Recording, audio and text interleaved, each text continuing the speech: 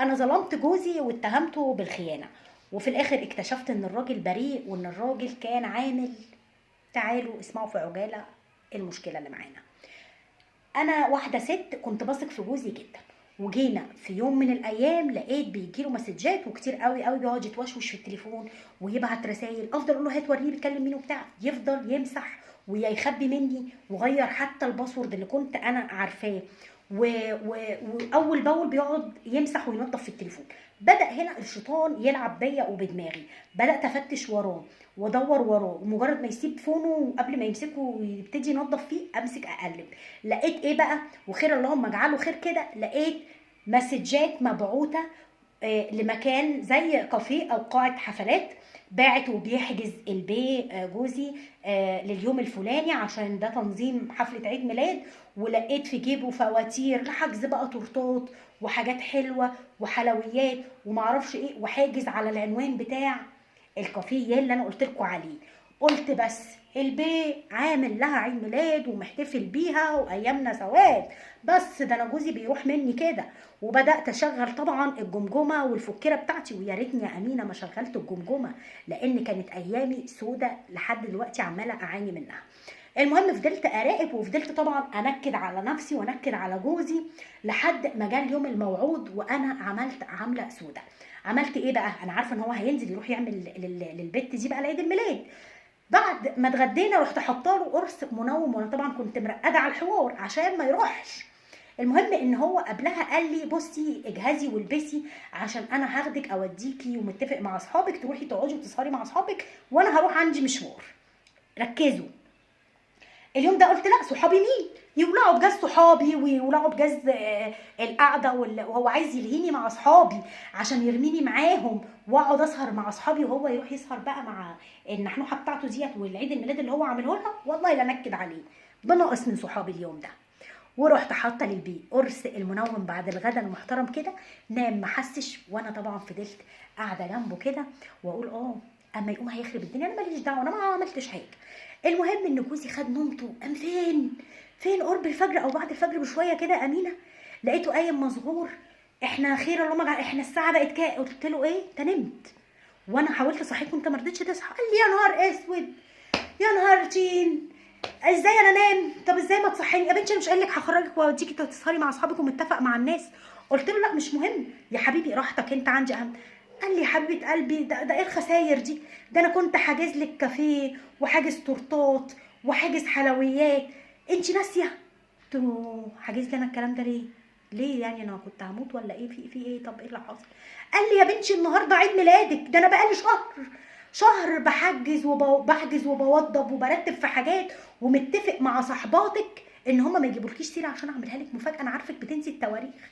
وفضل طبعا يتصل ويشوف الاوردرات ايه اللي حصل والناس اللي كانت معزومه عملوا ايه، وانا علشان ما حدش يتكلم ويزعجنا او يصحوه او يحصل اي حاجه كنت قافله الموبايلات، يعني قفلت الفون بتاعي وقفلت كمان الفون بتاعه وفتحته. اول ما جيت اصحيه او حسيت ان هو هيفوق بدات ان انا افك التليفونات. المهم ان انا من هنا اتصدمت صدمه عمري، وهو عرف بعد كده ان هو بصراحه كده انا كنت حاطاله منوم في الشاي بعد الغداء. المهم بقى ومشكلتي دلوقتي، انا فعلا ظلمته وتصرفت بغباء ونكدت على نفسي وحرمت نفسي من احلى عيد ميلاد كان معمول. من بعدها جوزي اخد مني جنب دلوقتي موقف، ولا راضي يكلمني ولا راضي يعني نرجع العلاقات زي ما كانت، ولا راضي يقبل مني اعتذار او صلح، وبيقول لي انت ست شكاكه، انت ست ما ينفعش ابدا اكمل معاكي، انت في حالك وانا في حالي، انت ست اللي بيحاول يحتفل بيكي او يراضيكي وكنت بحاول اساعدك بكل الطرق، وانت دماغك مع الشيطان ودماغك مسوحاكي. فيا ستي انا بس عشان خاطر الولاد مش عايزه اخرب البيت، بس خلاص لحد ما انسى واتعافى.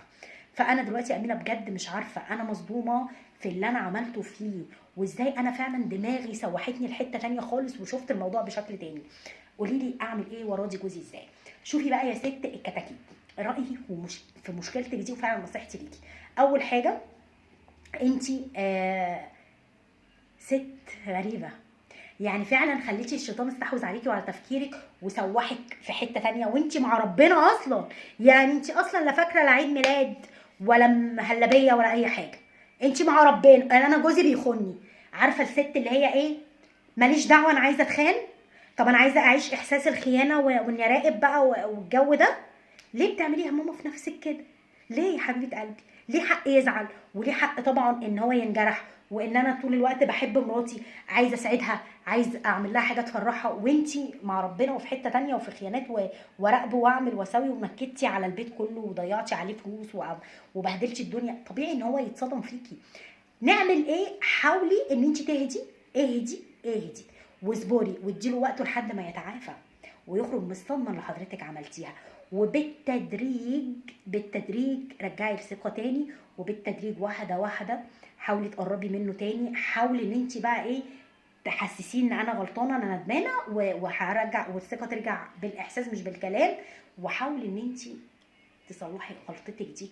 حاولي ليل ونهار تعتذري، طول الوقت تأسفي، طول الوقت قدمي فروض الولاء والطاعه، لان انت كسفاني بجد، انت كسفاني.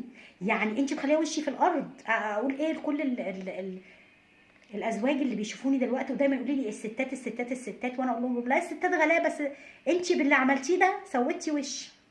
الله يسامحك يا شيخ، الله يكون في عون جوزك والله.